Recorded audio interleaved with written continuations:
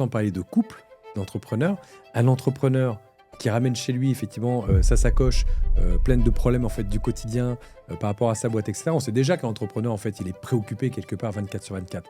C'est-à-dire que différemment d'un salarié qui lui finit ses heures de travail et finalement n'a pas d'autre chose à fournir pour toucher son salaire, un entrepreneur c'est pas ça. C'est-à-dire qu'un entrepreneur a cette tendance à rentrer à la maison avec ses problèmes, à passer des nuits à cogiter, à passer des week-ends à cogiter, à être en vacances et à être sur son téléphone ou sur son ordinateur parce que la boîte elle continue à tourner et il en dépend directement. Encore une fois, que ce soit pour un entrepreneur en solo ou un entrepreneur qui est en couple avec son conjoint ou sa conjointe, c'est justement de mettre en place en fait de vraies règles.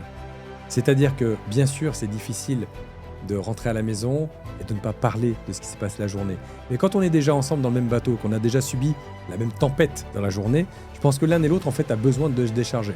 Alors quand on rentre à la maison, qu'on est un entrepreneur et qu'on retrouve sa femme ou son mari qui nous montre comment s'est passée la journée et qu'on peut se décharger en disant ouais aujourd'hui c'était pas facile, mais t'es arrivé telle et telle chose, achat, etc. Mais t'inquiète pas, parce que finalement l'autre n'a peut-être pas eu de problème ce jour-là, donc il est capable d'apporter une forme de soutien. Mais quand les deux sont dans la même galère quelque part, parce qu'on parle de...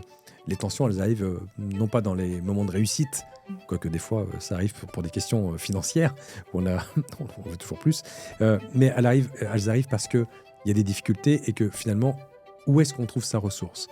Un couple, à la base, ce sont deux personnes qui se soutiennent, d'accord ? Mais quand les deux personnes sont en souffrance, qui soutient qui ?